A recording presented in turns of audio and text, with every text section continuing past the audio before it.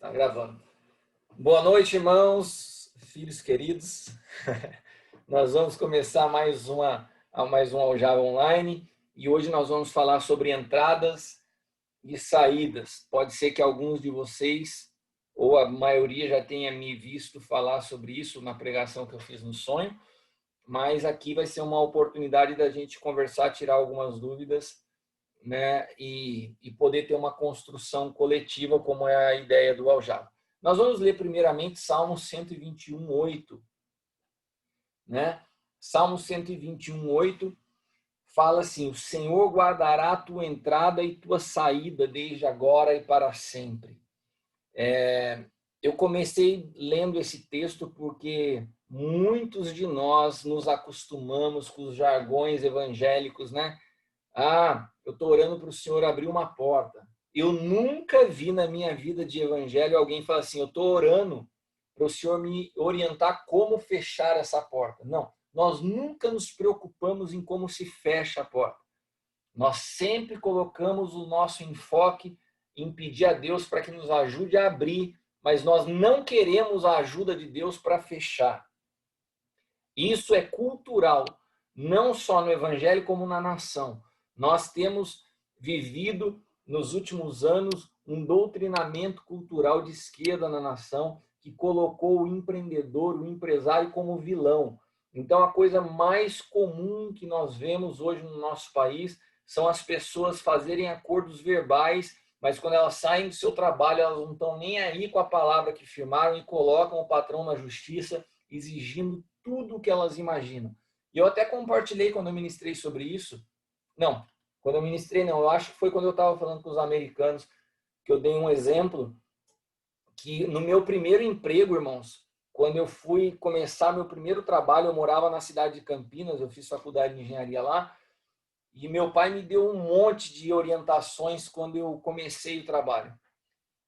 E quando eu fui sair, eu me recordo que eu já estava formado e depois que eu me formei, o meu chefe, que era o dono da construtora, me chamou e falou assim: Cristiano, eu vou te trazer para construir minha casa. O que você acha de eu não te registrar? Daí eu te dou o salário bruto na tua mão, para você é melhor, eu não te registro, eu te pago 100% do valor por fora. Eu falei, beleza. E daí eu trabalhei 2 anos construindo uma casa enorme, uma mansão para ele lá, 2.000 metros quadrados de área construída. Foi uma experiência incrível. E quando eu acabei aquela obra, eu estava voltando para Taubaté para me casar com a Leila. E eu me lembro, né, precisando de dinheiro para casar tal, eu cheguei para o meu pai e falei assim: bom, eu vou falar para o meu patrão que eu estou indo embora. E será que ele vai pagar meus direitos? Falei para o meu, comentei com o meu pai, mas eu quase apanhei. Ele falou: você tá louco? Quando você começou com ele lá, ele perguntou se você queria isso, você topou. Você não tem nenhum direito a não ser agradecer para ele e ir embora lá muito grato, né? E aquilo foi uma lição para mim na vida. Se eu acordei com ele verbalmente e estava bom sem estar registrado, eu não tenho direito a nada. Mas isso se perdeu na nossa nação. Se perdeu, não tem uma pessoa que não busque, depois que sai do trabalho, arrumar uma brecha para exigir todas as coisas até o que ela não tem direito. Virou doutrina cultural.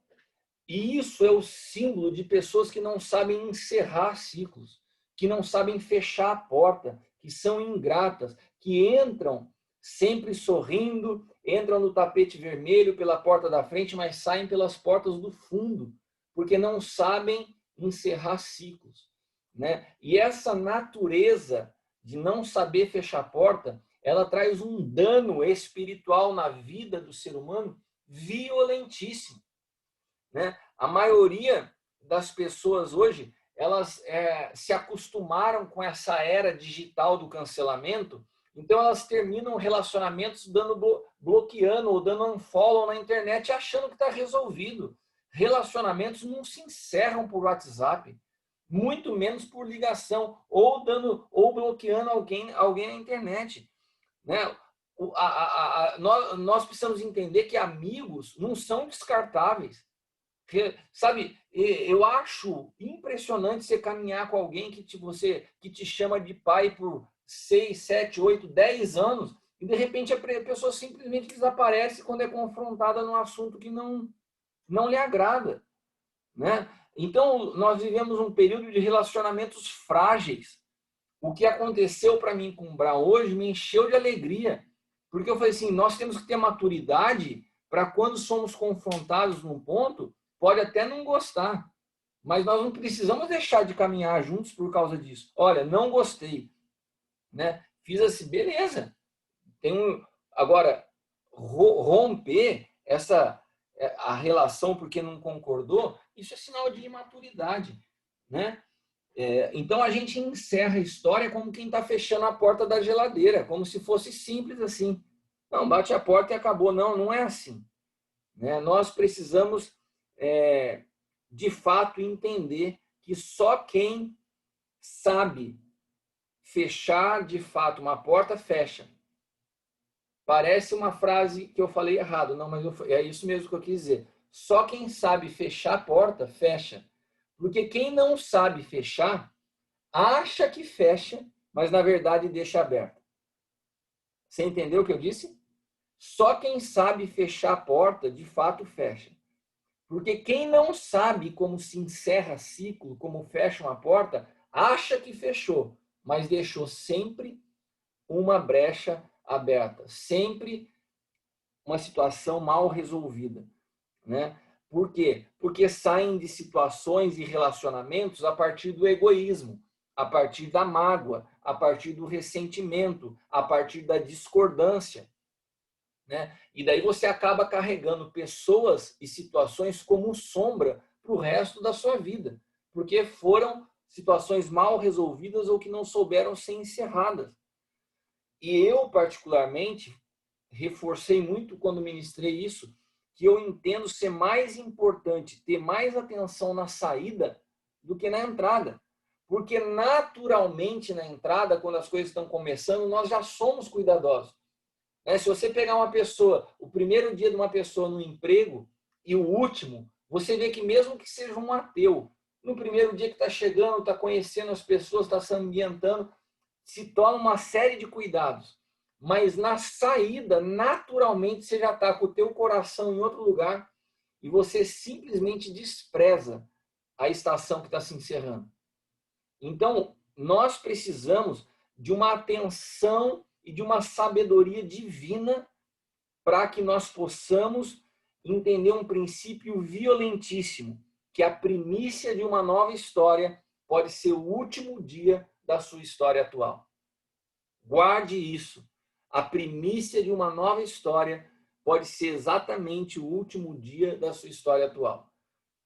Novos começos, né? A semente de um novo começo, a semente de um novo ciclo, não é quando você pisa no novo ciclo, mas é como você deixa o anterior. A semente de uma nova estação é a tua saída da estação atual. A maneira como você encerra algo é a semente que vai ditar o que você está iniciando. Por quê? Porque João capítulo 10, versículo 9 diz assim, eu sou a porta. Quem entra por mim será salvo. Entrará e sairá e encontrará pastagem. A gente resumiu Jesus como sendo a porta, nós resumimos de uma maneira muito superficial o evangelho, quando Jesus se apresenta como a porta, sendo Jesus a porta da salvação. Mas ele não é só a porta da salvação, porque ele se apresenta em Apocalipse 22:13 como alfa e ômega, como primeiro e último, como princípio e fim. Ele é porta de entrada e porta de saída. Aquele que entra por ele tem que sair por ele. Ou seja, todo isso serve para um panorama macro, mas para uma realidade micro. Isso serve para início e fim de todas as coisas. Todas as coisas foram criadas por ele, sem ele nada do que foi feito se fez. Todas as coisas nascem nele e todas as coisas se encerram nele. Num panorama macro, mas também nas nossas vidas de forma individual. Cada nova estação na nossa vida, ela precisa terminar e iniciar a partir de Cristo. Ele é a porta. Ele é a porta de saída e ele é a porta de entrada.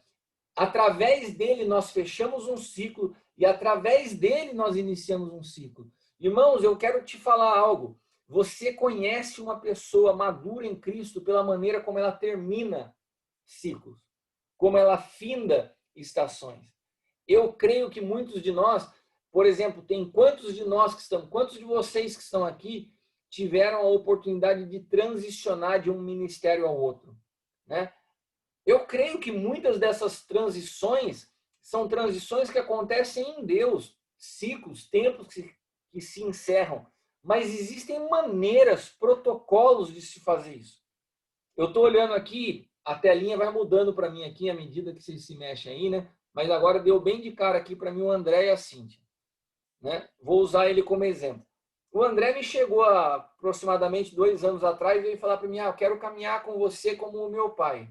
Eu falei, não, e o André caminhava, era pastor de uma igreja onde a pastora principal da igreja era a mãe dele. Eu falei, não, André, isso está errado, cara.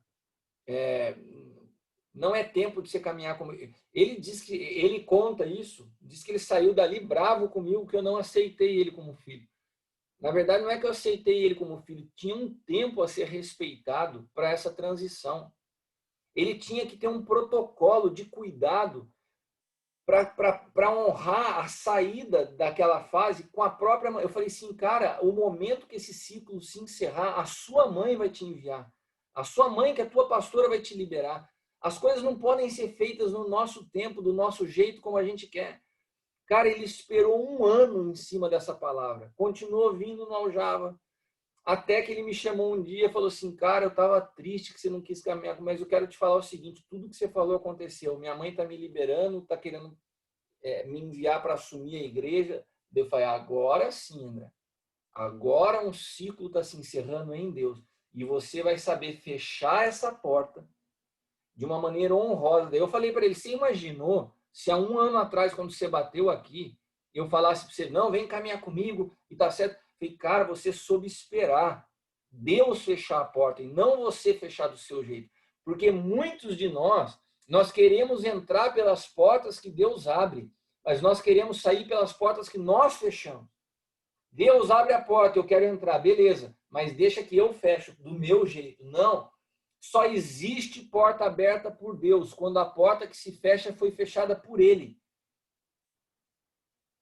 Você entendeu o que eu te disse? Só tem porta aberta por Deus quando a porta foi fechada por Ele. Se você fechou do teu jeito, se você não teve atenção para a sua saída, você pode ter certeza que você está entrando sem envio. Você está rompendo com um protocolo divino. Porque Jesus, quando se apresenta como porta, ele é entrada e saída de tudo nas nossas vidas. Ele é o princípio e fim, não só da eternidade, não só da humanidade, não só da criação, mas também das estações que nós vivemos, né? E se nós temos Jesus como exemplo de quem inicia e de quem termina, olha que poderoso isso. Se eu perguntar para vocês quem foi que encerrou o período, a vigência da antiga aliança ou do antigo pacto, quem que encerrou essa vigência? Jesus, amém? Foi Jesus que encerrou. E se eu perguntar para vocês quem que iniciou a vigência do novo pacto ou da nova aliança? Foi Jesus. Sim ou não? Ele encerrou uma estação e ele iniciou outra. E como foi que ele encerrou? Por acaso você já viu alguma vez Jesus na transição, porque ele caminhou na face da terra sobre a antiga aliança. Todos os evangelhos contam para a gente uma história que acontece na antiga aliança. Você vê em algum momento Jesus achincalhando a antiga aliança? Você vê algum momento Jesus menosprezando a antiga aliança? Porque simplesmente ele está iniciando uma fase nova, ele fecha de qualquer jeito? Não. Irmãos, é tão sério se fechar um ciclo para Deus, que para fechar o maior ciclo da história, que era o antigo pacto, ele fala, não tem jeito de ser outra pessoa senão meu filho. O único que sabe fechar e abrir. O único que carrega vida e morte. Então, olha o que diz Mateus capítulo 5, versículo 17. Não pensem que eu vim abolir a lei ou os profetas. Então, falar que Jesus veio anular o antigo pacto é um equívoco. Ele fala assim, eu não vim abolir a lei aos profetas, eu vim cumprir. Essa palavra cumprir é a palavra-chave da nova aliança. Qual foi a mensagem que o apóstolo Luiz Hermínio pregou no sábado pela manhã? Tempo de cumprimento.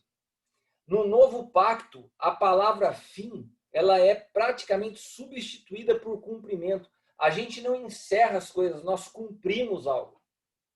Então, a palavra que Jesus fala aqui, ó, não pense que vinha abolir a lei e os profetas. Não vim abolir, eu vim cumprir. E essa palavra cumprir, que é a palavra plerô, ela significa preencher, completar, tornar consumado.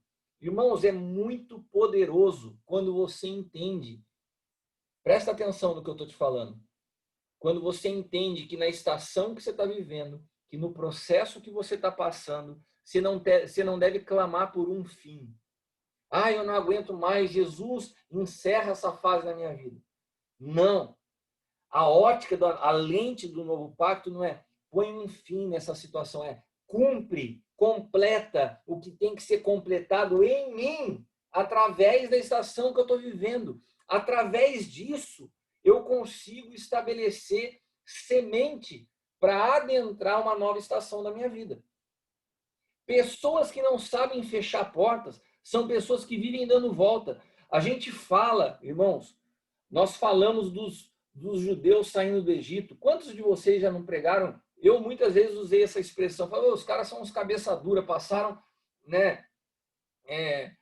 40 anos dando volta no deserto para chegar até a terra prometida e vai para um lado e dá volta. Esses caras dando volta no deserto, 40 anos. Quando se iniciou a nova aliança? 2.000 anos atrás, aproximadamente? Amém? Quando se inicia a nova aliança? 2.000 anos atrás. Até hoje, a igreja chamada Corpo de Cristo está dando volta em torno de Jesus e não entra. Cheio de acessórios, cheios de substitutos de Cristo.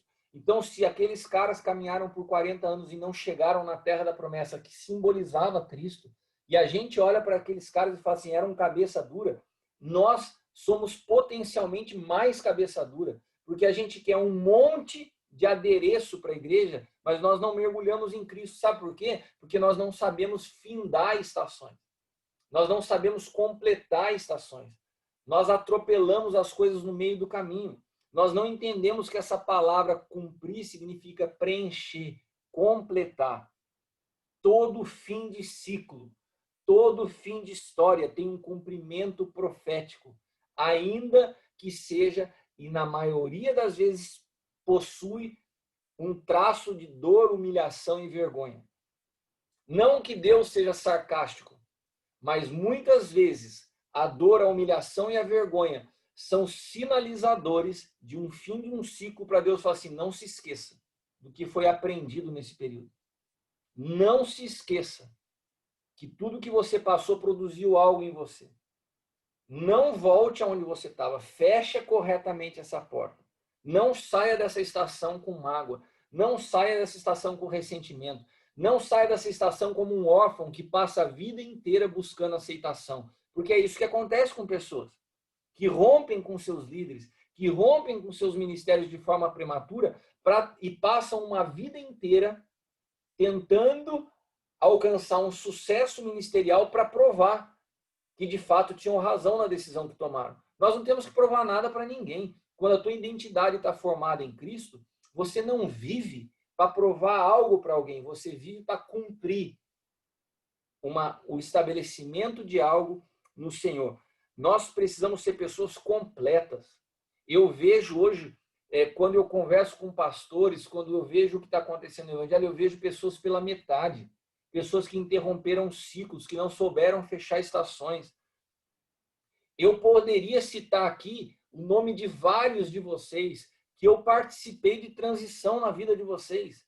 E a maioria dos conselhos em transição sempre são cuidado como você vai fechar essa porta. Eu estou vendo aqui o Emerson de Ilhéus que está aqui comigo, né? O Emerson está aqui. O Emerson é um pastor lá de Ilhéus que começou a caminhar comigo exatamente no momento de transição no antigo ministério. Ele falou assim, Cris, como eu faço? Eu falei assim, cara, pelo amor de Deus, não faz errado. É nítido que o Senhor está te transicionando para uma nova estação, mas honre o teu apóstolo. Explique para ele, vá até ele, converse com ele. Explica para ele o que você está vivendo. Permita que ele te envie, mas não saia pela porta dos fundos. Se você perguntar, foi mais simples para o Emerson? Lógico que não. Lógico que não. Você sentar com alguém que não está entendendo, mas ele fechou essa porta em Cristo. Quando ele fecha em Cristo, a porta não foi fechada do jeito dele, foi fechada através de uma direção do Senhor. E quando isso acontece, isso nos habilita para que nós possamos viver uma nova fase que na vida dele está vindo assim, galopando. Porque soube fechar a porta.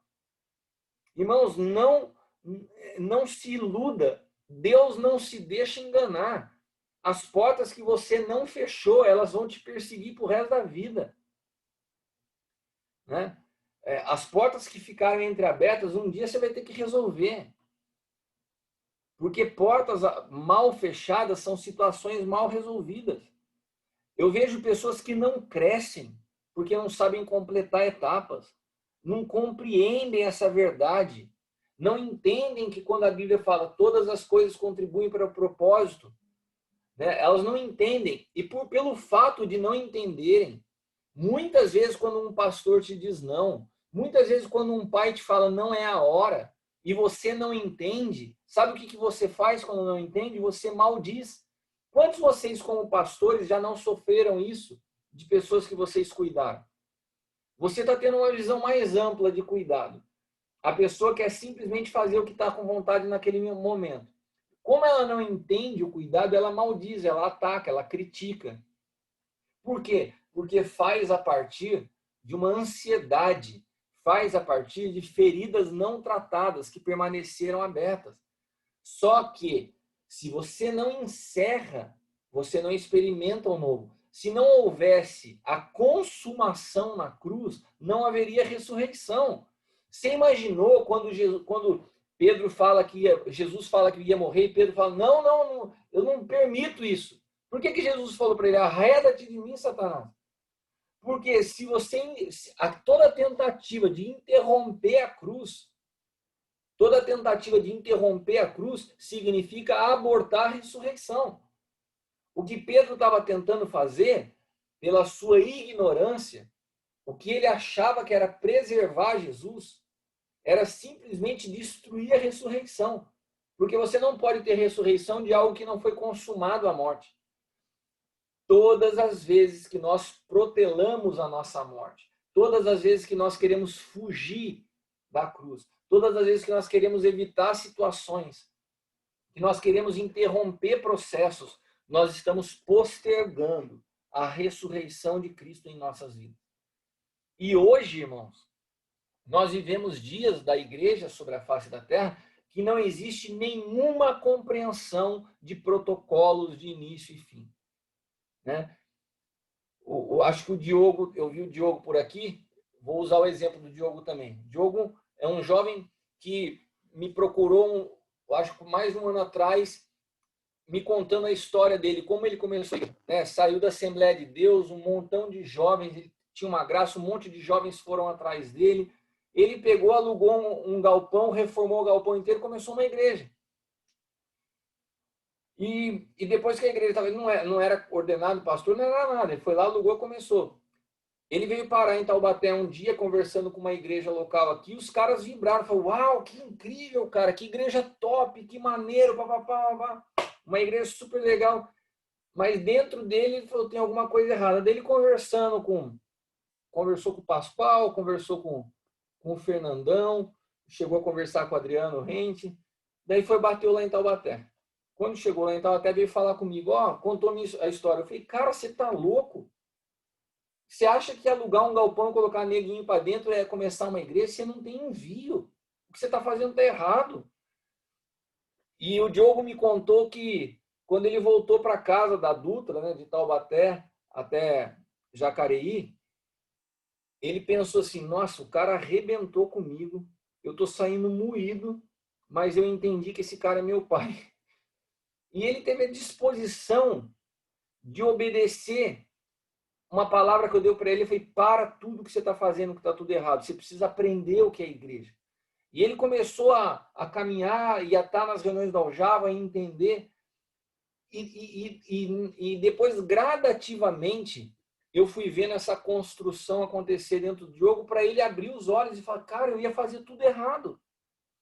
E daí eu comecei a dar algumas instruções a ele. Entre elas, foi assim: Diogo, você nunca vai funcionar esse ministério se você não voltar no seu antigo pastor e pedir perdão. Ele voltou no antigo pastor, pediu perdão pelo que ele fez e foi obedecendo tudo que eu fui falando. Agora, no final do ano, nós vamos marcar um culto lá para ordenar o Diogo como pastor, para que ele possa avançar com a igreja. Sabe por que isso?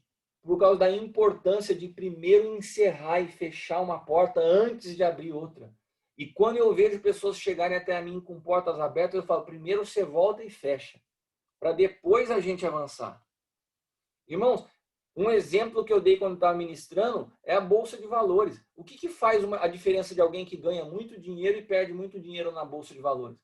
É saber a hora de entrar e saber a hora de sair, né? Você saber entrar na baixa e sair na alta. Se você não sabe abrir a porta na hora certa e fechar na hora certa, você quebra a cara. Da mesma forma, uma jornada cristã. Não é como você começou. A Bíblia fala que importa como você vai terminar. Você pode ter começado muito bem, né? Você ter o aplauso dos outros, reconhecimento das pessoas, mas, na verdade, o que nós estamos buscando é o reconhecimento do Senhor. Então, como nós vamos terminar essa jornada? Como nós vamos terminar? Como essa porta vai se encerrar nas nossas vidas? Nossos problemas, meus irmãos, com entradas e saída, eles não são circunstanciais. Não tem a ver com o problema que você está falando. É a falta de compreensão que as estações têm um cumprimento profético na nossa vida. E o fato de nós não entendermos isso, a gente se precipita para sair. Quer ver um exemplo? Quantos de vocês passaram por problemas nos últimos anos? Quantos de vocês, em meio aos problemas, ficaram desesperados para que essa fase se encerrasse? E quando começa a bater esse desespero por encerrar um ciclo, fatalmente a gente corre o risco de atropelar o processo e fechar a porta antes da hora, né? Então, nós precisamos aprender a olhar as perspectivas de iniciar e finalizar através de Cristo. Através de Cristo. Se nós entendermos isso, os nossos relacionamentos serão diferentes. A relação de vocês comigo, de filhos como pais, vai ser diferente. E, consequentemente, a relação de vocês como pais com os filhos que vocês cuidam vai ser diferente. Quando a gente não coloca em pauta, não está mais em jogo. Por exemplo, a minha vida com o apóstolo Hélio, não existe a possibilidade de ruptura. Não existe. Simplesmente não existe. Se há uma divergência, só tem um caminho. É eu sentar, me alinhar com ele, pedir perdão e me reconciliar. Não existe a hipótese. Quando você constrói relacionamentos fortes dessa maneira, irmãos, quem é pastor de igreja aqui sabe o que eu estou falando. Quanto do trabalho que a gente tem no dia a dia é de cuidar de gente que está toda hora frágil, com mimimi, querendo sair, chateada com uma coisa, chateada com outra. Quando você vai começando a construir as coisas certas, estabelecendo princípios certos, você começa a ter seu tempo dedicado a coisas que de fato são importantes. Porque senão nós somos roubados no nosso tempo, cuidando de situações frágeis, mas cuja responsabilidade foi nossa. Porque nós semeamos isso, né? Quando a Bíblia fala em Mateus 6, do 24 ao 26, que nós não podemos servir a dois senhores, né? Pois odiará um, amará outro, se dedicará a um e desprezará o outro. Depois fala assim: vocês não podem servir a Deus e ao dinheiro.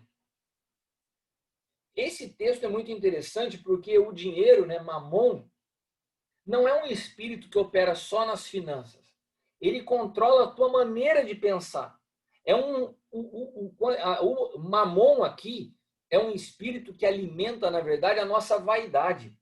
A busca pelo sucesso, a busca pela reputação, a busca pela fama, a busca pelo prestígio, a busca pelo aplauso das pessoas acima da busca pela vontade de Deus. Porque a vontade de Deus, O reino de Deus é sempre oposto a isso, irmãos.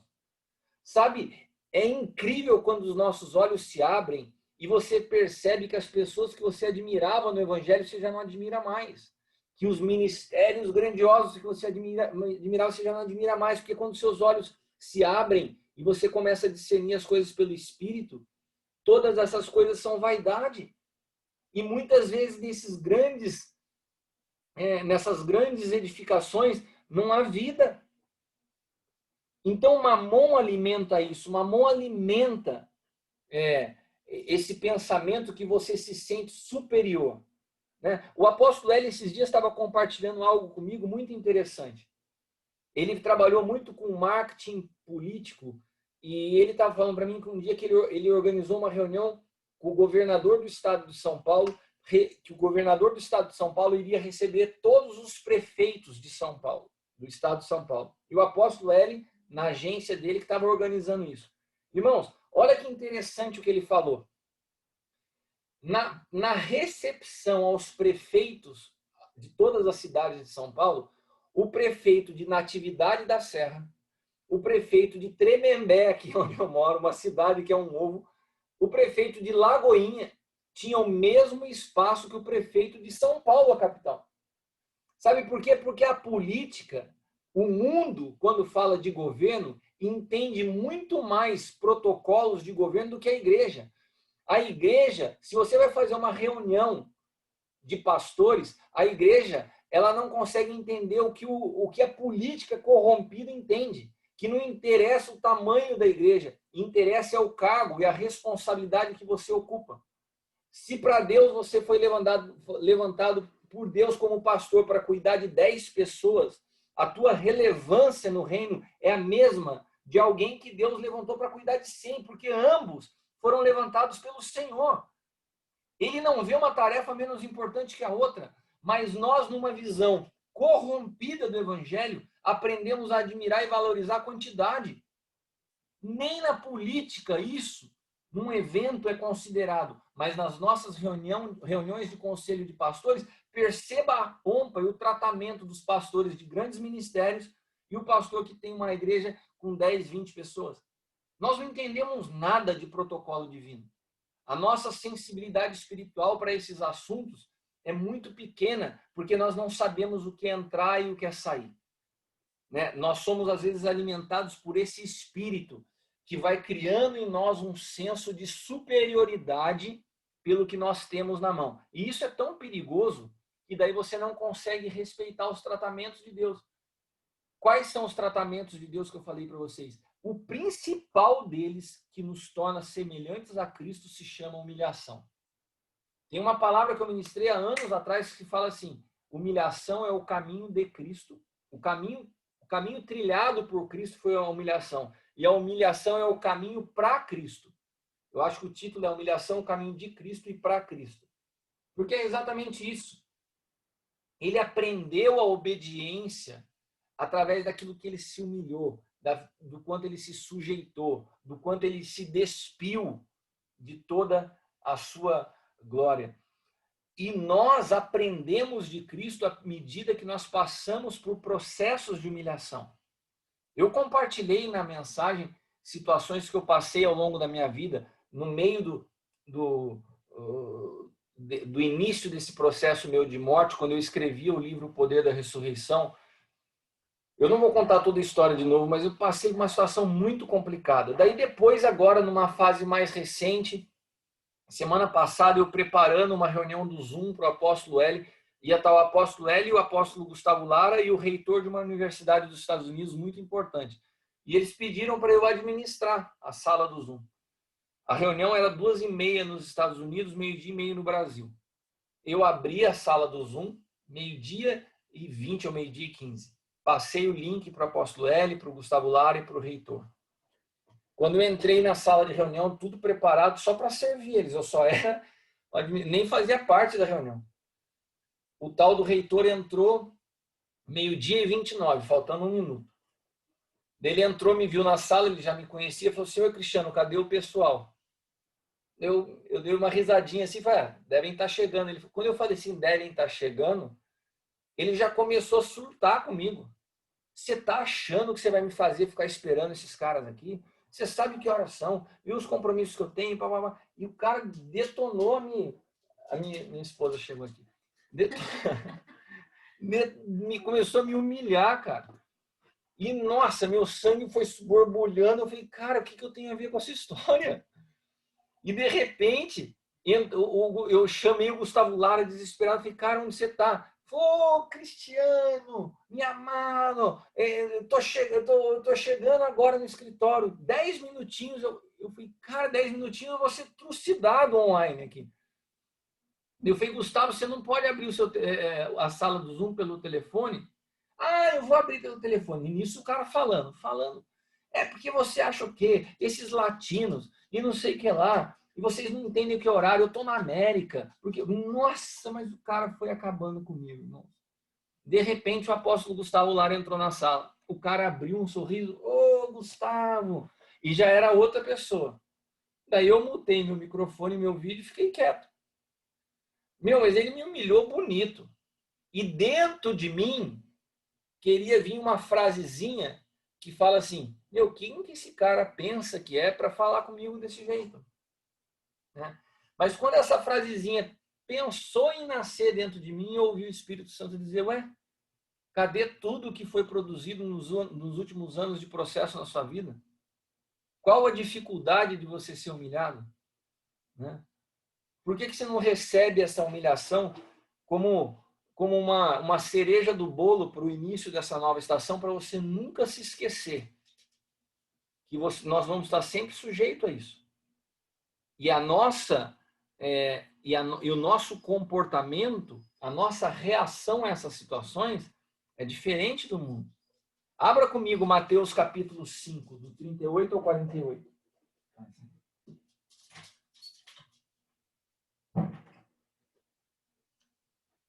Mateus 5, 38 ao 48. Diz assim, vocês ouviram que foi dito olho por olho, dente por dente, mas eu lhes digo, não resistam ao perverso.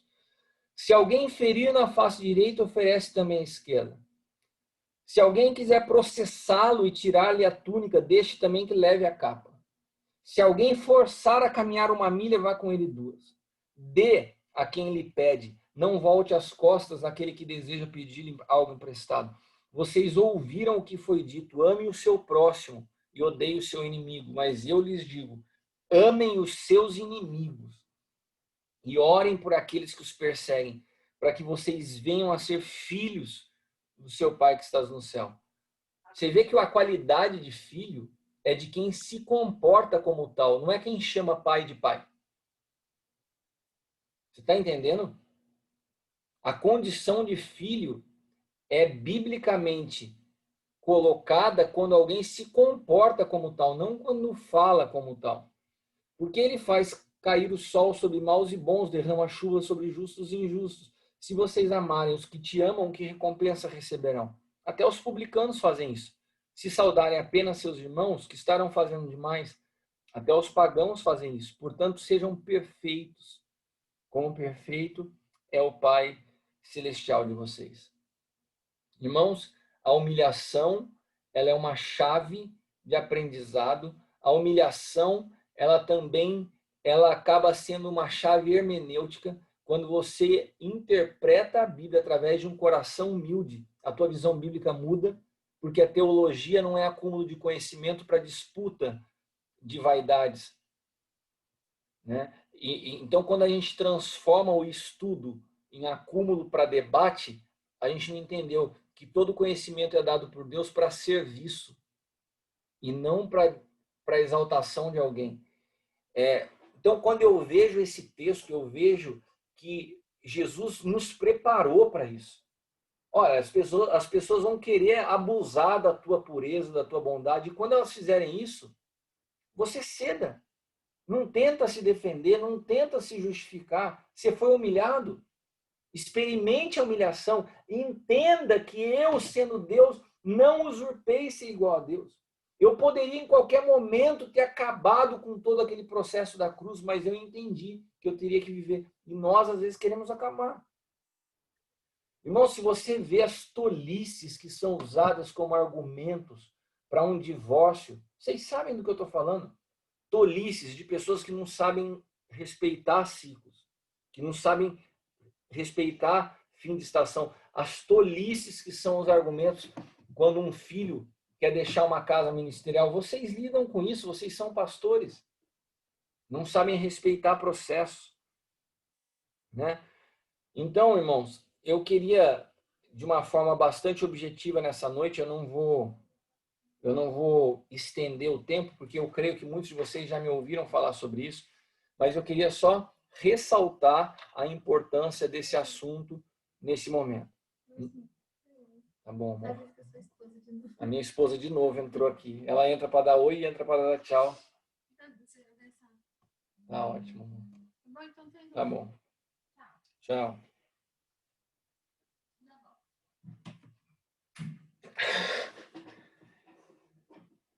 Figura.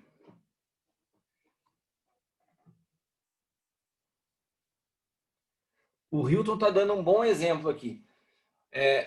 Eu creio que hoje, para os corintianos entenderem essa palavra, fica bastante simples. Depois de tomar 5-1 do Flamengo, vocês entendem o que é isso, né? Eu posso ver, por exemplo, a cara do Adriano Eva, que é corintiano. O cara foi humilhado e está aqui hoje, consegue ficar tranquilo ouvindo a palavra. É isso mesmo, Adriano. Eu creio que é um grande aprendizado para você tomar de 5 e estar aqui hoje ouvindo brincadeira dos teus irmãos, porque o corintiano ele é tratado nisso, né? Está habituado a isso. Mas para quem não está habituado a isso, como nós, os São Paulinos, né, é mais desafiador passar por um processo de humilhação, aprender a perder. É mais difícil, porque a gente não está habituado com isso. É exatamente essa lição que nós podemos tirar da noite. Quando você não está habituado com situações dessas, você se sente superior. A gente sempre foi chamado soberano, tal, porque ganha tudo, né? Daí, às vezes, tem uns processinhos. Deus deixa a gente na fila um pouquinho, só para, ó, baixa a bola, né? Se humilha um pouco. Vocês vão entender o que é a vida de um corintiano, né? Mas depois as coisas voltam ao normal. Mas eu só estou falando isso aqui agora também, porque a gente já está encerrando, né? Mas, irmãos, o assunto é extremamente sério. Nós precisamos estabelecer essa cultura da a importância que a saída e a entrada têm diante do Senhor. Nada mais, nada menos, elas são a própria pessoa de Cristo. Ele é o princípio e o fim, ele é a entrada e a saída. E eu queria que você fizesse uma rápida reflexão. Como você tem encerrado ciclos na tua vida? Como você tem findado o processo? Como você tem terminado estações na sua vida? Você acha que você tem feito da sua forma correta? Porque muitas das vezes, irmãos, você termina atropelando e já começa atropelando e não entende por que as coisas dão errado. Não dão errado porque não conseguem entender dentro de um protocolo divino como as coisas terminam e como as coisas começam. Se a gente pegar a história de Saul, né, aquela história clássica de Saul, Saul estava esperando Samuel, mas ele achou que Samuel estava demorando. O que ele falou? Eu mesmo vou começar essa parada aqui. Eu vou sacrificar, né? E tem muitos de nós que agem dessa forma. Não sei esperar o envio de um pai. Eu não sei esperar o tempo de Deus. Eu acho que é agora. Eu sinto que é agora. Irmãos, foi exatamente o que aconteceu na vida de um rei. Foi destituído por Deus por não saber esperar. Vocês estão entendendo? Então, com isso eu queria finalizar nessa noite. Eu sei que alguns de vocês já ouviram essa palavra. Sei que o Adriano já ministrou sobre isso também já na Gravidade Zero. Assim, eu queria que vocês me ajudassem a consolidar essa palavra através do testemunho de vocês e do tempero de vocês aí. Cada um, para que a gente possa junto construir um pensamento. Eu estava falando com o Pascoal um pouco antes de nós começarmos hoje, exatamente isso. Nós estamos entrando num lugar de maturidade com a Aljava, irmãos. Eu creio que cada dia mais nós estamos alinhando aquilo que é o nosso fundamento. Por que a gente precisa alinhar muito bem? Porque daí a gente vai saber circular pelos diferentes ambientes, entender a multiforme graça de Deus, saber circular entre amilenista, pré-tribulacionista, batista, metodista, sem perder aquilo que é o nosso fundamento, com clareza. Por sinal, eu quero até dar uma dica para vocês aqui, vocês que gostam de estudar escatologia, só uma dica aqui para fechar a minha participação hoje, quero ouvir vocês. Aqueles que gostam de estudar escatologia, o J.B. Carvalho está com um ensino sobre o fim dos tempos muito pontual e muito próximo do que eu creio. Eu tenho estudado bastante e eu ainda não expus claramente a minha visão escatológica, porque eu estou estudando, estou aprendendo, tem pontos que eu ainda tenho dúvida, mas de todos que eu ouvi falar nos últimos anos, eu tenho conversado com o Gustavo, com o Lucas Max, até com o Juan, né? Todos que eu ouvi, a visão do JB é muito pontual e muito inteligente. Irmãos, só para que vocês tenham uma ideia, esse pré-tribulacionismo misturado com o dispensacionalismo, que envolve o arrebatamento, essa contagem do milênio como literal, vocês sabem que isso daí não tem muito mais de 2 séculos. A igreja, todos os pais da igreja, nunca creram nessa concepção que se tornou hoje a concepção mais abraçada pela igreja neopentecostal. Isso não era o pensamento da igreja. E o J.B. Carvalho ele consegue dar uma explicação com muita profundidade, passando por assuntos históricos, mencionando os pais da igreja, essa visão como ela foi sendo distorcida, e ele traz uma visão dentro de um aspecto, eu não diria... Ele não crê em 2 vindas de Jesus, ele crê numa segunda e última vinda de Jesus, que é como eu creio, como se fosse um preterismo parcial. Muitas coisas se cumpriram no ano 70, né, com a destruição do templo, mas tem algumas coisas a se cumprir. O preterismo total, ele acredita que tudo se cumpriu. Eu não sou dessa opinião. E tem um livro, vou até mostrar para vocês. Essa aqui é uma Bíblia bastante difícil de ser encontrada, é a Bíblia Peshitta, é a versão mais antiga da Bíblia, é uma Bíblia de capa dura. Eu estudo bastante nessa Bíblia aqui, porque ela é a versão mais fiel aos originais, né? É a mais antiga. E ela, quando ela vai tratar de Apocalipse, ela já começa explicando que o livro de Apocalipse foi escrito no tempo de, se eu não me engano, ela menciona um rei, eu não vou achar aqui agora, que aponta a escrita do livro de Apocalipse 50 depois de Cristo. Isso faz muita diferença, porque a maioria dos estudiosos considera Apocalipse escrito 90 depois de Cristo. Mas 50 depois de Cristo significa o seguinte, que o livro de Apocalipse tinha um relato iminente do que viria a acontecer na destruição do templo. E a Bíblia Peshitta, ela relata isso. Eu só estou pontuando algumas coisas para vocês para dizer que vale a pena dar uma olhada. São vídeos muito bem construídos pelo J.B. Carvalho, com muita clareza sobre esses dias do fim. Então, quem gosta do assunto, porque às vezes me perguntam, apóstolo, me passa algum material de escatologia. Esse é um material que é raro de se encontrar no Brasil, que não é tendencioso, ele consegue passar por diferentes visões e trazer com clareza uma visão muito próxima daquilo que eu creio. Para quem quiser, fica aí como dica, tá bom? Então, falando sobre o tema de hoje, entradas e saídas, gostaria muito de ouvir vocês. Quem que poderia contribuir com a gente, iniciando sobre esse assunto?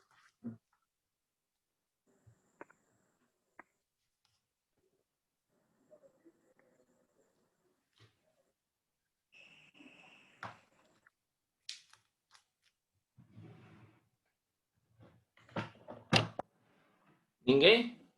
Cibele Saad, vai, Cibele. Marcos, é boa, hein? Para variar.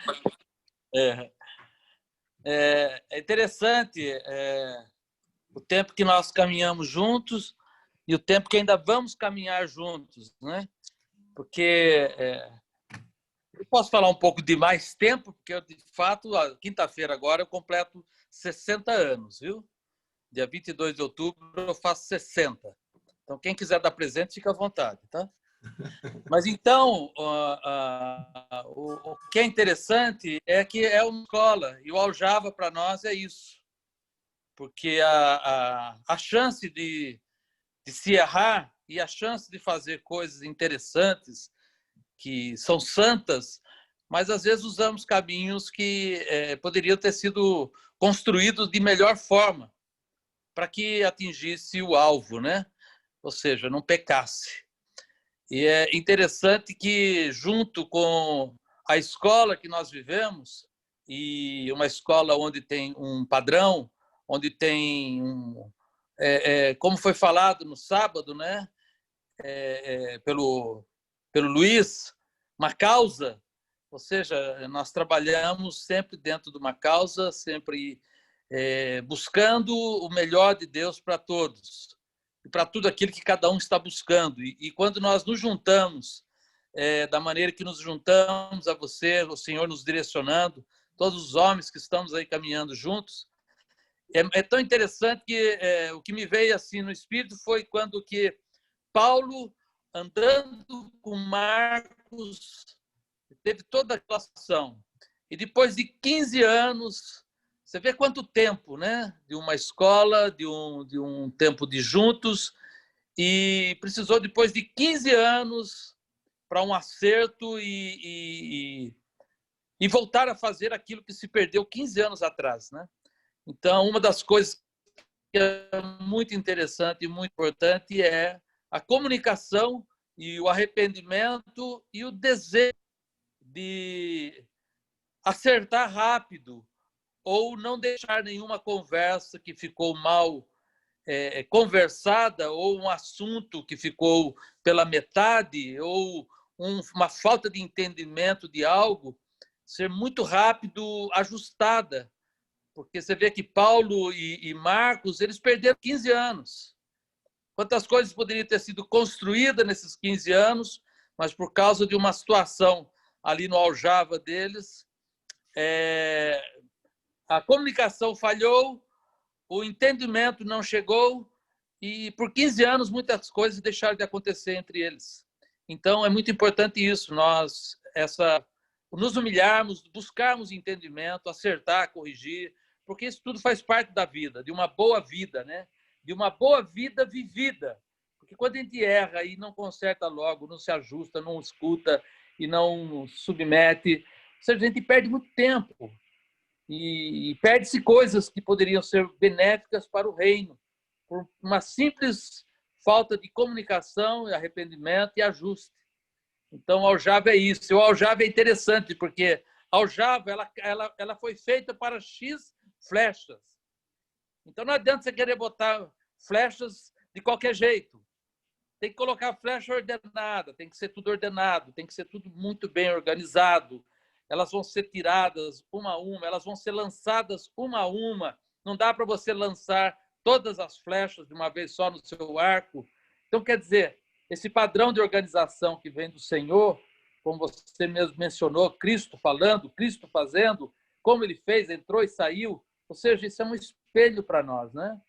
Somos ou seja, estamos aprendendo todos os dias. Eu faço 60 anos, estou muito feliz e, cara, estamos aprendendo, estou aprendendo. Porque eu sei que ainda, independente da quantia de tempo que resta, muita coisa pode ser construída, né? Mas como serão construídas vai ser a grande pegada. Se você construir bem, se você for feito de acordo conforme aquilo que tem sido ministrado a todos nós, a causa vai ser uma bênção, ou então pode se tornar uma grande desgraça para um ou para outro, né? Então, andarmos juntos, caminharmos juntos, é isso. O tempo precisa de ajuste. Não o tempo, mas aquilo que estamos intentando fazer, para que não se perca o tempo que o Senhor tem para cada um de nós, né? Espero, eu não sei se eu fui muito claro, mas é isso aí. Um grande abraço. Paz, beijo. Amém, santo homem de Deus. Quem mais gostaria de... Roberto, Nancy? Pode falar, Roberto. Hoje sou eu que vou falar. Hoje sou eu. Fale, Nancy. Não, eu até comentei. Você está entrando para uma nova estação. Nova estação. Dá licença. Magrela da Nancy. Então, Paps, eu comentei com o Paps dessa de fechar portas, né, em abrir. A gente se preocupa em abrir, mas não se preocupa em fechar. Eu lembro que eu comentei que fazia mais ou menos, acho que uns 2 anos que a profeta Camila, acho que foi no culto de virada que não no dia 31, acho que foi no dia 30 que alguns ministros ministram, dia 29, 30, 31. E ela falou que Deus falava que era para fechar portas, coisas mal resolvidas, fechar portas para que a gente pudesse começar uma nova etapa. E nesse tempo, antes do Papa estar ministrando, como eu consegui a licença, eu trabalhei no lugar e eu falei com essa minha ex-chefa que eu ia sair, né? E ela não queria nem me receber para poder conversar com ela, porque ela ficou muito brava, porque ela não queria me perder na época, né? Mas eu já tinha cumprido aquele período e eu queria ter o meu negócio próprio. Então eu vim para casa e ficou assim a conversa. Eu falei com a mãe dela, que a mãe dela eu tenho mais acesso, e ela falou: não liga, ela é assim mesmo, né? E depois que eu ouvi essa palavra da profeta Camila, Deus mandou eu ir lá falar com ela, né? Eu falei: mas eu não fiz nada de errado, né? Mas não interessa, você vai ter que ir se humilhar. Então eu fui até ela pedir desculpa, né, de ter saído, mas que eu tinha, né, que eu queria fazer minhas coisas próprias, né, que eu tinha entrado ali com um propósito, que era para tirar minha licença, né? Então, quando eu fiz isso, para mim foi libertador. Não tem como explicar. Foi realmente uma porta que realmente se fechou e Deus abriu essa que hoje a gente está, né? Mas precisou eu passar por isso. Então, assim, quando o Pastor falou, Deus tem falado novamente que ainda tem pessoas que estão assim, né? E por isso que Deus falou através da vida do Pastor para estar falando isso de novo, né? Que nós devemos fechar, né? E começar de novo, né? Como tem falado. Então, assim, para mim hoje, ela não me cumprimenta, mas diante do Senhor, assim, eu fiz o que era certo, né? Mesmo me humilhando, ela nem olhando na minha cara, mas eu fui fazer exatamente como o Senhor mandou. E hoje a gente tem isso, né? Em resultado, e Deus tem nos abençoado, né? Então eu creio que isso foi o que a gente tem recebido também, foi a consequência de ter fechado aquela porta. É isso que eu queria estar deixando. Amém. Como eu falava, nem sempre é o caminho mais simples, mas é o caminho necessário, né? Alguém mais gostaria de... Eu, apóstolo. Marcelo. Fala, Marcelo. Paz, tudo bem? Paz. Eu estava conversando com a Alessandra, nós assistimos a ministração, né? Sobre entradas e saídas. E uma das coisas que a gente entendeu nisso, que todas as vezes que a gente entrou em uma porta, a gente sempre soube fechar essa porta, né? Na nossa vida foi muito importante. E a última transição nossa, né? Quando nós entendemos que queríamos caminhar como uma igreja aqui em Sorocaba, nós fomos conversar com o apóstolo e Deus trouxe a lembrança do dia que eu fui até ele, 12 anos atrás, né? Que era para entrar num tempo de cura ministerial, e eu achava que naquela época que era para curar meu ministério, aquela coisa toda, e não estava entendendo que era a minha casa. E eu vejo nessa aliança o quanto é importante o nosso ministério local, a nossa casa, né? Estar totalmente estruturado, totalmente alinhado, para que a gente possa avançar no ministério. E quando Deus nos deu o entendimento que tínhamos que caminhar junto, eu sempre entendi que Deus testifica com a minha esposa, né? Porque somos um só. Então, muitas das vezes lá atrás, Deus estava me corrigindo que eu avançava e ela ficava. E nesse período que nós se submetemos ao apóstolo Miguel, foi um período maravilhoso, que ele trouxe um alinhamento através da vida dele, através do ministério, através de Cristo, através dos pastores lá, sobre o nosso ministério, né? O ministério. E quando nós fomos enviados aqui para Sorocaba, nós entendemos que estava começando um novo ciclo. debaixo de uma obediência, debaixo de uma direção, debaixo de uma autoridade apostólica. E quando chegou o nosso tempo, nós fomos até ele, eu e a minha esposa. Falei, amor, eu acho que chegou o nosso tempo. Ela falou, eu concordo, Deus tem falado isso no nosso espírito, vamos conversar com o apóstolo. E nós sentamos com o apóstolo, sentamos com a apóstola Nancy, sua esposa, e nós choramos junto, conversamos, e eu fiz uma oferta, porque eu entendo que o tempo que ele investiu na minha vida, 12 anos, investiu na minha casa, o cuidado com os meus filhos, cuidado com a minha vida. Deus me deu uma direção de estar ofertando como se fosse uma oferta de remissão para que nada ficasse no mundo espiritual, nenhum sentimento, nada que pudesse nos prender, né? Nos impedir de avançar. Deus me deu um valor, eu fui lá e ofertei na vida dele, falei, essa oferta é uma oferta não só de remissão, para não ficar nada no mundo espiritual, nenhum sentimento, mas também de gratidão por tudo que o Senhor fez na minha vida, por tudo que o Senhor fez na minha família. E dali para cá, quando ele nos enviou como igreja para Sorocaba, e como pastores e igreja, né, como igreja apostólica do Corpo de Cristo, nós começamos a ver muita coisa acontecer na nossa vida aqui em Sorocaba. E hoje, apóstolo, é tão interessante que assim nós começamos a ver um novo ciclo, como você mesmo disse, está começando um novo tempo, uma nova partida, e nós começamos a ver isso na nossa vida. E quando você começou a ministrar a palavra, nós passou um filme na nossa vida, né? Começou a passar um filme, nós começamos a conversar, e minha esposa falou, nossa, como nós entendemos isso dessas entradas e saídas, né? Todo lugar que nós passamos, nós pedimos a bênção para entrar e pedimos a bênção para sair, né? E então hoje eu posso dizer, apóstolo, que a gente tem uma colheita abençoada dentro disso, porque sempre vimos a importância de chegar, né?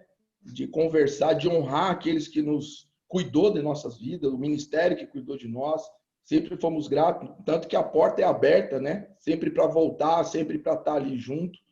E hoje nós vemos isso na nossa vida ministerial, porque hoje nós estamos conseguindo avançar, né? Estamos crescidos, graças a Deus. A gente não conseguiu conversar ainda, mas estamos, só para você ter uma ideia, com um pezinho na Bolívia também. E tem sido algo maravilhoso. E então nós temos visto a graça de Deus sobre nossas vidas. Então essa questão da entrada e a saída, eu falo que é algo muito importante, é tão importante que Deus cita lá em Gênesis 20 a questão de Abimeleque com Abraão, né? O momento que Abraão diz que Sara é sua irmã, e aí Abimeleque descobre que Deus ia trazer uma sentença sobre ele, e fala, mas ele que falou que era minha irmã. E aí ele vai lá, se corrige com Abraão e oferta na vida dele, entrega na vida dele, para que a vida dele fosse liberada. E por causa dessa atitude de Abraão, a esposa de Abimeleque, as mulheres ficavam estéreis. Naquele momento que ele faz um concerto com Abraão, né? E ele oferta, ele vai lá, faz uma situação de restituição, a vida dele é liberada, né? As mulheres se tornam férteis, as mulheres se tornam férteis. Então eu entendo isso é algo muito profético. É algo muito profético. Amém. Eu acho até, eu queria pegar o gancho do que o Marcelo falou, só para destacar uma coisa. A ideia dessa mensagem é mais, preste atenção no que eu vou te falar, é mais do que eu levar você a entender que você tem que pedir bênção para entrar e pedir bênção para sair. É muito além disso. Porque você pode chegar com uma decisão construída no seu coração e pedir para o teu pastor te abençoar. Isso é a coisa mais clássica que você ouve. Vim pedir a bênção. Mas você veio pedir a bênção para quê? De uma decisão que você já tomou? Eu não estou falando disso nessa noite. Eu estou falando de um discernimento do que é início e fim de ciclo. Do que é entender se Deus te fez consumar um tempo ou se muitas vezes você interrompe essa consumação por uma vontade própria e daí você, achando que sabe a importância do tempo, você só quer a bênção. Daí você fala assim, olha, eu vim aqui pedir a bênção para sair. Então, não, mas você não entendeu que não tem um cumprimento. Você não entendeu o que é consumação de um tempo. Eu converso com pastores quase que diariamente e os relatos de pessoas que chegam para sair, eu ouvi de um pastor esses dias um relato, olha, a pessoa chegou para sair e falou assim, 5 anos que eu passei com você foram 5 anos jogados fora. Como que uma pessoa tem a ousadia de falar uma coisa dessa, foi cuidada por 5 anos, chegou 5 anos foram jogados fora? Então, irmãos, é mais do que pedir bênção para entrar e para sair.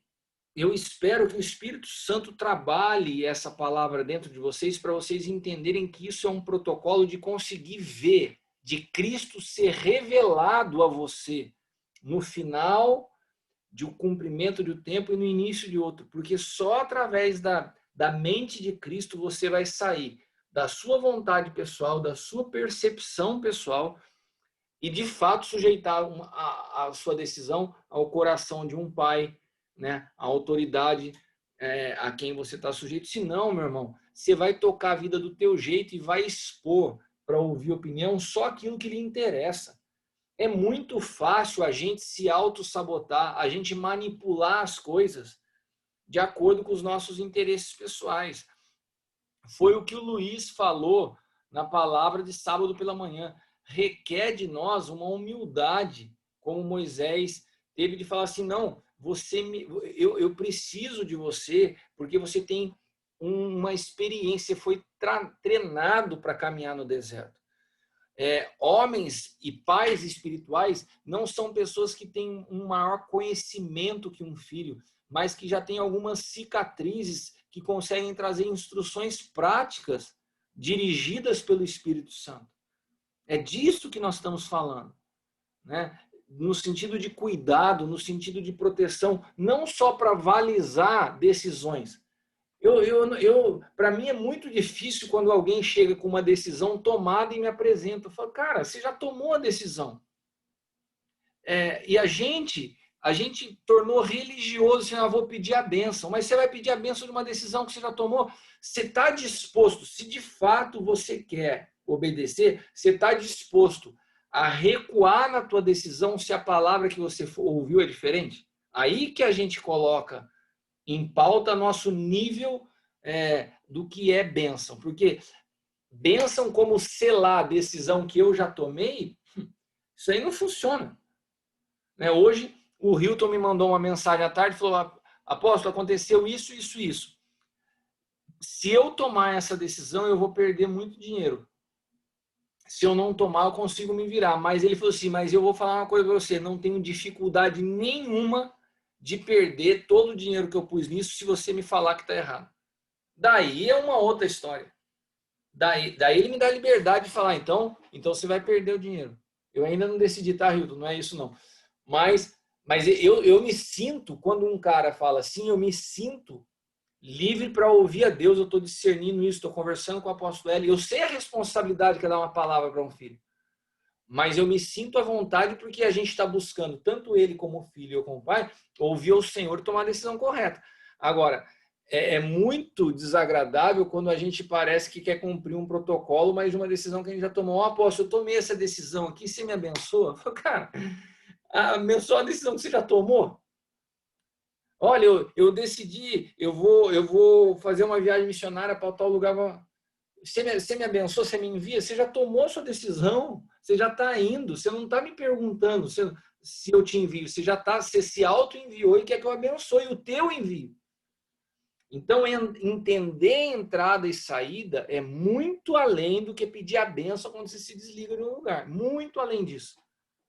É você entender se de fato em Cristo se cumpriu, se completou, se consumou uma etapa. Alguém mais gostaria de contribuir, irmãos, com... Kiko, eu queria falar só algo que eu tenho pensado aqui. Fala, Caio.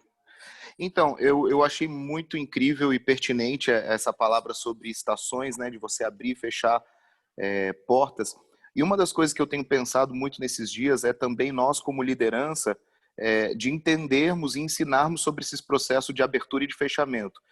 Basicamente, assim, a gente sabe um ciclo que a pessoa passa no convívio da igreja pela qual a gente lidera e está ministrando, mas a gente sabe também de um estágio que essa pessoa passa por esse processo. Eu acredito que são processos, são estações que elas vivem, e eu tenho pensado muito em ensinar pessoas a entrar, mas também é muito corriqueiro a gente ver na vida da igreja, de forma geral, líderes fechando as portas de saída, fechando as saídas, trancando e obrigando pessoas a sair pela porta dos fundos, discernindo algo em Cristo, discernindo algo em Deus, mas tendo como muitos líderes, e eu me incluo nisso também, pessoas que não deixam aberta a possibilidade de uma saída e de um encerramento de uma forma sadia, de uma forma cristocêntrica, seguindo ainda os princípios do Evangelho. Então, eu acho muito interessante, porque isso aconteceu entre nós, né?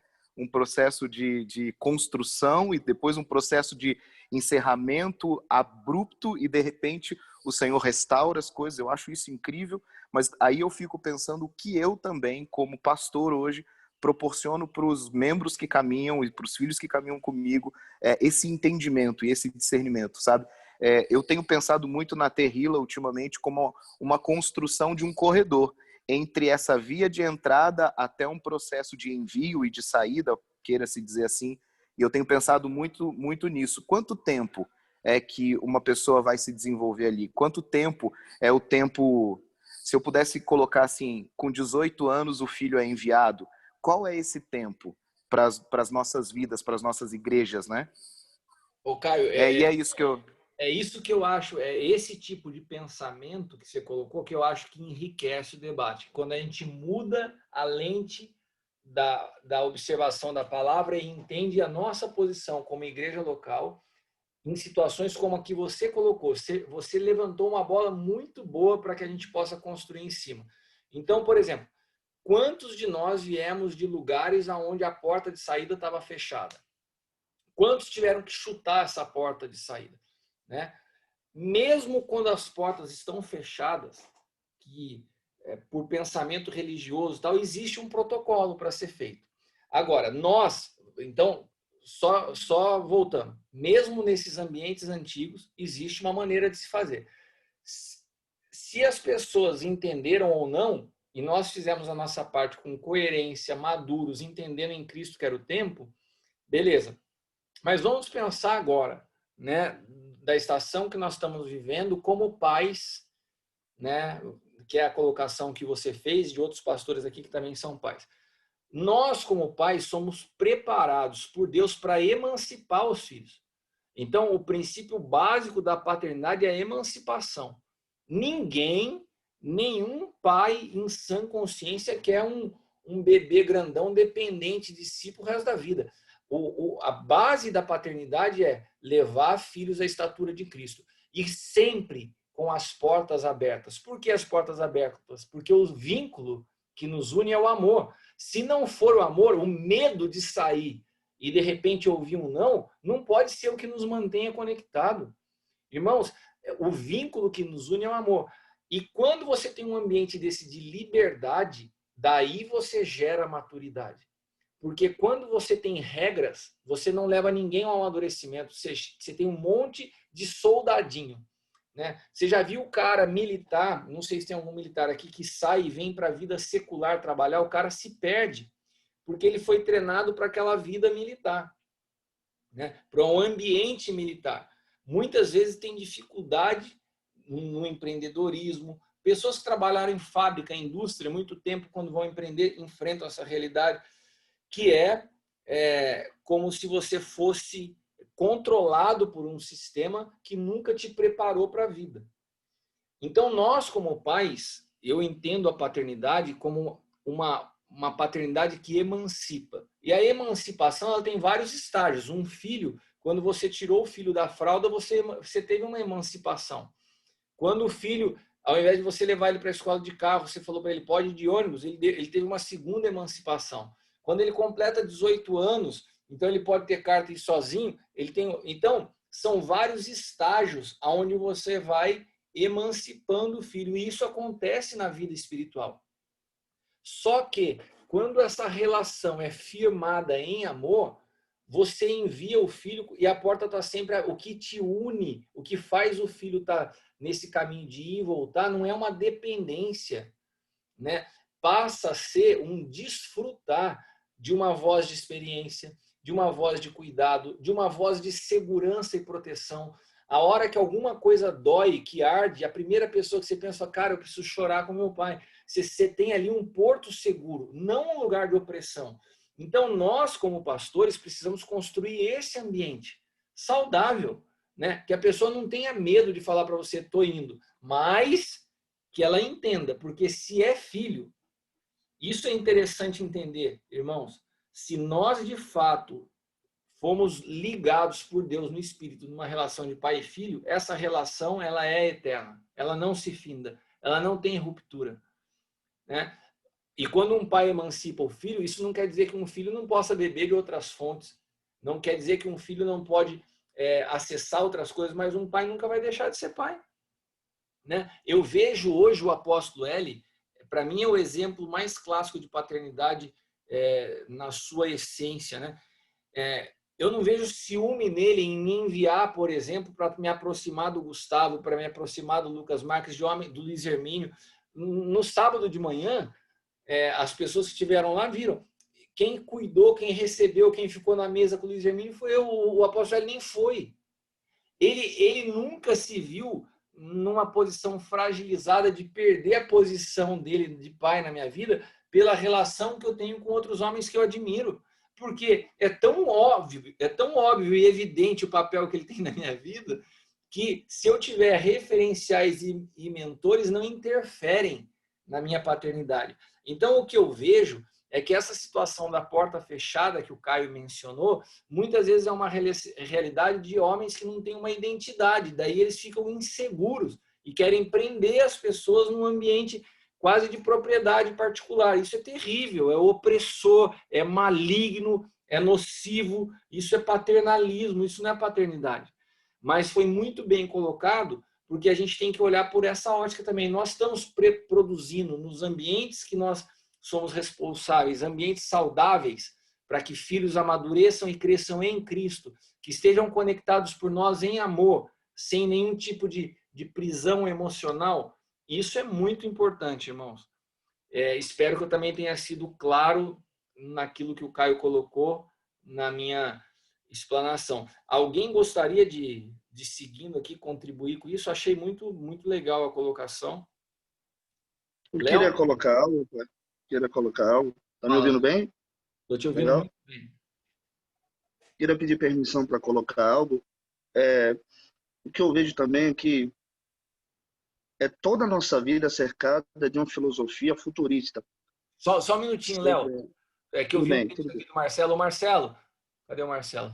Eu entendi, viu, a sua saída. Eu só usei como gancho.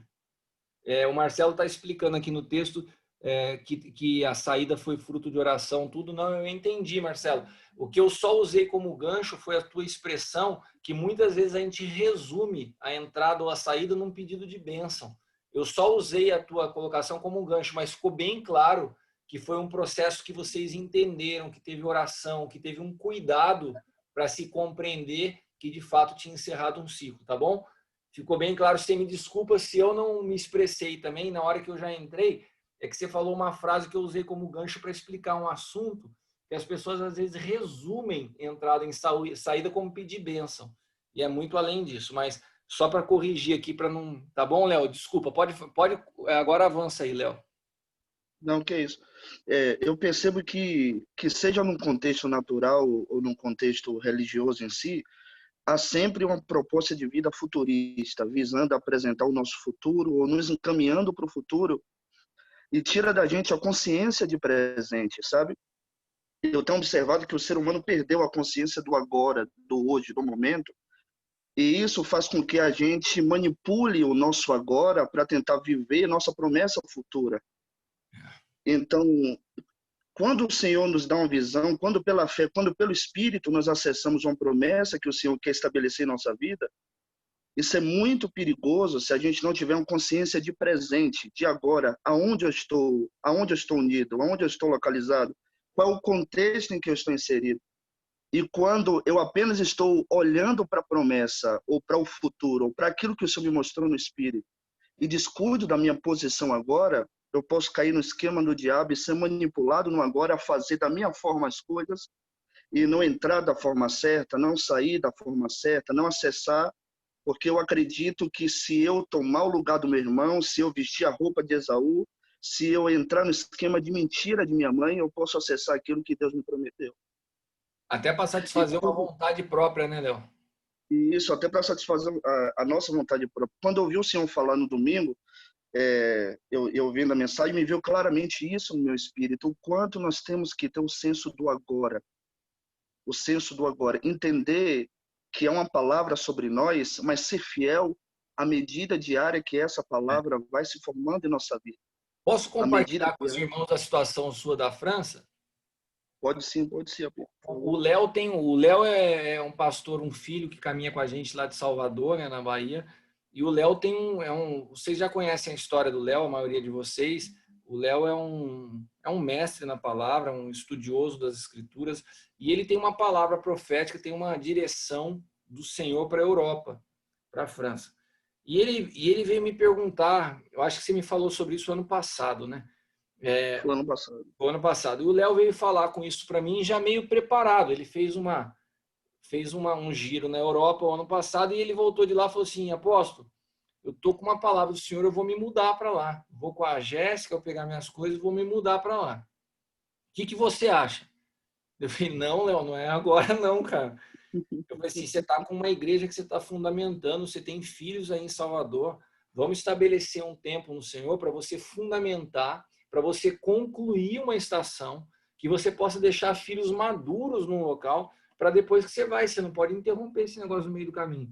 E o Léo prontamente, mesmo empolgado com a visão do futuro que Deus já havia revelado, mesmo assim, cheio de motivação, de inspiração, com o coração assim, ansioso por viver aquilo que o Senhor mostrou para ele, ele se submeteu à palavra que eu falei, não, você está certo, apóstolo, eu vou... E agora a gente tem feito esse trabalho de entender, de fundamentar, de deixar filhos maduros ali em Salvador, e esse vai ser o tempo que a gente vai entender a liberação do Léo para a Europa. É isso, Léo?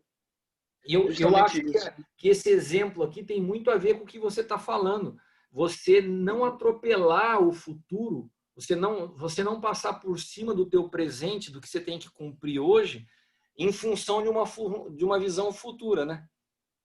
É justamente isso. E quando você não presta conta da sua vida a ninguém, quando você não tem uma autoridade humana sobre si, você começa a manipular o seu presente, achando que do seu jeito você vai chegar no seu futuro. Você entende? Você acha que do seu jeito você vai chegar no seu futuro. Você pode até chegar, mas com muitas marcas, cicatrizes, problemas, com coisas no meio do caminho, com divórcio, com uma série de problemas que poderia ter sido remediado e acertado. Então, essa palavra que o Senhor colocou, e isso mexeu muito com minha casa, com minha família esses dias, porque a gente viu o quanto é necessário, Pai, não só entender que estamos indo para um lugar, mas ser fiéis com as decisões do agora, para ir para o futuro conscientes do que estamos vivendo hoje. Exato. Sabe? Não só com os olhos no amanhã, mas olhando o amanhã e desfrutando o agora. Por quantas vezes a gente vive estressado, vive angustiado, sofre com precipitação, porque estamos com os olhos só no futuro e não vivemos o agora, o presente, e não desfrutamos de nada disso. É só isso que eu queria colaborar com tudo que os irmãos falaram, foi muito bom. Nossa, mas eu acho que uma excelente contribuição, né? Porque quando a gente fica muito com o olho voltado no futuro, a gente corre um risco de se tornar frustrado e insatisfeito com o presente. Né? Você fica olhando tanto para frente que o hoje parece que é frustrante diante do que está te esperando. Mas existe um dia a dia a se cumprir, a se completar até que esse momento chegue. Né? Eu amo esse momento, sabe? Depois que a palavra é construída, daí a gente vai vendo que através dessas diferentes medidas dos irmãos que estão aqui, a gente vai construindo algo. Para mim é muito edificante. Alguém mais gostaria de falar, contribuir com algo? Senão a gente vai caminhar para o... Adriano, você ministrou sobre isso esse final de semana? Não teve nada que Deus te trouxe novo, que você acrescentou, que você corrigiu, que você melhorou o que eu fiz aqui? Tem que ir aperfeiçoando, né? Ai de mim. Boa noite a todos. Ai de mim corrigir alguma coisa do Pai. Né? Na verdade, assim, eu ouvi a mensagem em partes durante a semana. E a semana muito corrida, no domingo de manhã, me ative a ter um tempo para ouvir a palavra. porque Deus já tinha colocado no meu coração que eu deveria ministrar em cima daquilo. E foi muito forte. Na manhã de domingo, aqui para mim, foi muito forte ouvindo a mensagem. Deus falou muito comigo. Eu creio que cada um tem uma história, e a minha história você conhece bem. Eu tive uma única igreja na vida. Eu me converti numa igreja, fiquei 21 anos nessa igreja, e no momento do desligamento foi muito difícil, né? Então, eu sofri muito, né, sobre essa questão de saber sair. As repercussões são absurdas, são terríveis, né? E isso também tem a ver com aquilo que o Caio falou. Eu acho que eu errei no processo, sim, mas eu penso, sem querer ser piegas, que eles erraram muito no processo, né? Então, quando você está numa casa paternal, você deixou muito claro, o pai entesoura para os filhos. Então, quando a gente constrói um paradigma, essa cultura de paternidade, não vai passar nunca na cabeça de um filho legítimo, que você está pensando em tolher, que você está pensando em cercear uma ação do ministério dele. Pelo contrário, a gente trabalha para que os filhos possam ir mais alto, mais longe. Então, fundamentar a casa, né, nos fundamentos corretos, paternidade, o novo pacto, enfim, tudo que a gente tem aprendido, eu acho que poupa muito a nossa dor de cabeça, né, essas questões. E assim, foi sensacional na igreja. Foi um virar de chave, foi assim, foi um céu aberto tremendo. No final, nós fizemos um ato profético e eu te digo diante de Deus, com total e absoluta convicção, que nós sentimos, de fato, um cumprimento de um ciclo e uma abertura para um novo tempo, com base no entendimento dessa passagem, dessa mensagem que você trouxe. Se eu trouxe alguma coisa nova, eu penso que não. Eu busquei ser o mais fiel à tua palavra possível. Eu acho que eu fiz o meu papel como um copista, né? Eu lembrei até do filme O Livro de Eli, né? Ele era um copista e eu busquei ser fiel a tudo aquilo que você falou. É claro que o Espírito Santo, quando você está ministrando, ele traz questões e você é conduzido, né, pelo Espírito, mas eu busquei ser fiel e foi muito forte, foi muito forte. Uma coisa assim importante que eu acho que pode, de repente, trazer também um outro ponto de vista é que eu enxergo que essa geração da qual nós temos pastoreado, pelo menos a nossa comunidade é uma comunidade relativamente mais jovem, eles têm um problema grave, porque eles não sabem ouvir não, né? Por que eles não sabem ouvir não? Porque a gente está vivendo hoje numa sociedade hedonista, mentalidade grega, progressista, onde eles foram doutrinados pedagogicamente por Paulo Freire. Então, Paulo Freire, a gente conhece, a gente sabe, não pode ouvir não pode corrigir. Os nossos filhos não foram corrigidos nas escolas, né? Então, debaixo da pedagogia de Paulo Freire, tanto faz se você tira 10 ou tira 0, ou tira 1. O que importa é passar o cara para a próxima etapa. Então, são pessoas que não sabem passar pelo processo pedagógico da humilhação e da dor, né? Eu deixei isso muito claro, acho que Deus enfatizou muito isso ontem. E aí fica essa situação, quando Deus vem trazendo um processo para que a gente possa amadurecer, para entender, fechar ciclos, para abrir novos ciclos, o cara espana, o cara coloca primeiramente Deus no banco dos réus, o capeta está só lá no 10º lugar, o capeta nunca é culpado, e obviamente o pastor é o mais culpado, é o maior culpado. O pastor não tem coração.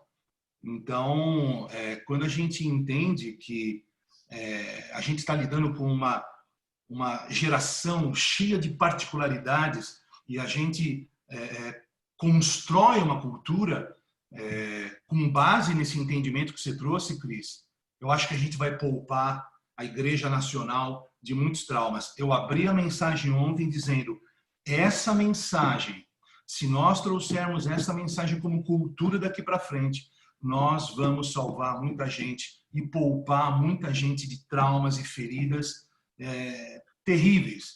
Então, assim, minha experiência com essa mensagem foi um divisor de águas, de verdade. Você está colocando um ponto que o Caio falou lá e você está reforçando, e eu queria recapitular isso para todo mundo. Eu creio muito nisso que o Caio colocou e que o Adriano reforçou. A gente precisa pegar alguns pontos que Deus está nos trazendo e estabelecer como cultura, né?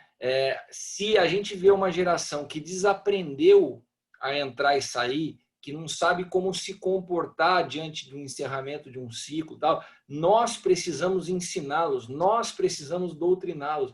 Então, essa palavra é uma mensagem que acredito que vocês devam replicar nas igrejas de vocês, porque para evitar exatamente esse problema, essa bagunça de dar na telha, o cara não gostou de uma correção que recebeu, ele nem avisa, só some da igreja e começa a frequentar outra. Então, assim, as pessoas entenderem que a saída é uma semente da entrada. Se ela não faz correto, ela vai começar tudo errado de novo, né? Então, essa prática que o Adriano adotou de repetir isso como ensino para estabelecer uma cultura na casa, eu gostaria de recomendar a todos vocês. Façam isso, ministrem sobre entrada e saída para os filhos de vocês. Vamos estabelecer isso como uma cultura. Amém? E, Cris, uma última coisa, se você me permitir, essa mensagem vai ser base das nossas aulas do nosso curso Recom. Nós vamos ensinar sobre entrar e sair. Então, isso vai fazer parte do nosso curso de preparação ministerial. Amém. Importantíssimo isso. Eu cheguei a pensar até em incluir uma aula sobre isso no EFATá, porque de protocolos ministeriais e daí falar sobre entrada e saída, porque acho fundamental, né? Mas é isso, irmãos. Fica aí a sugestão. Se precisarem, posso até disponibilizar o esboço da mensagem para facilitar, mas é importante que a gente comece a estabelecer isso como uma cultura, né? Que comece primeiro funcionando em nós como vida, né? Comece funcionando em nós, que seja uma prática nossa, e que nós possamos ensinar os nossos filhos a partir de algo que nós estamos vivendo. Amém? Bom, foi uma alegria estar com vocês aqui hoje. Lembrando, então, que segunda-feira que vem nós vamos tratar de um assunto importante, intimidade sexual. É muito mal compreendido, quanto sofrimento, principalmente de mulheres oprimidas por homens que usam versículos fora do contexto para justificar a sua opressão. E tem muita prostituição privada, tem muito estuprador familiar, usando a Bíblia como elemento que respalda suas práticas sexuais ilícitas. É um absurdo o que acontece dentro do evangelho na nossa nação. Vocês não têm noção do que a religião produz, né?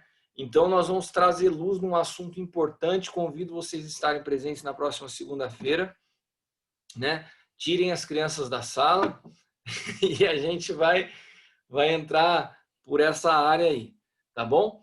E lembrando, dia 7, nosso próximo Aljava presencial, gostaria de ter a presença de todos vocês, pelo fato de nós estarmos aí no penúltimo Aljava do ano, e a gente vai começar já a construção daquilo que o Senhor está nos apontando para o ano que vem.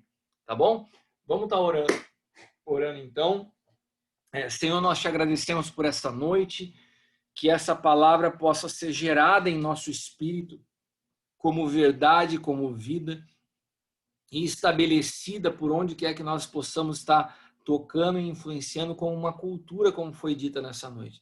Eu te agradeço por cada um dos filhos que o Senhor tem trazido essa aljava, que na verdade são teus, e que o Senhor tem nos dado a responsabilidade de cuidar para o Senhor. Pai amado, com um vínculo que nos une ao vínculo do amor, Pai. A certeza que servimos uns aos outros, que aprendemos juntos, que somos partes de um corpo. Pai amado, um corpo que funciona como engrenagens bem ajustadas. Precisamos estar ajustados a isso, queremos estar exatos em relação ao seu desenho e compreender entrada e saída, início e fim, é compreender mais da graça de quem é a pessoa de Cristo.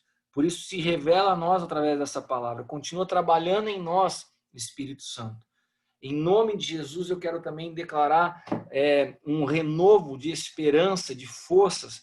O Senhor me mostrava muitos dos pastores sendo atacados nas suas emoções, muitos pastores sendo atacados em suas mentes. Pai amado, nós cancelamos todo ataque das trevas. Cobre agora cada casa, cada família, cada ministério. Eu declaro, Pai amado, cada um deles escondidos em Cristo, em nome de Jesus.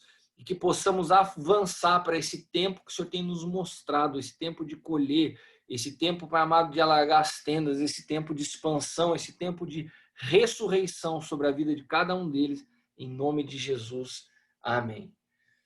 Amém, irmãos? Obrigado, um privilégio, uma alegria estar com vocês hoje. Nos vemos na próxima segunda-feira, se Deus assim permitir. Tchau. Deus abençoe.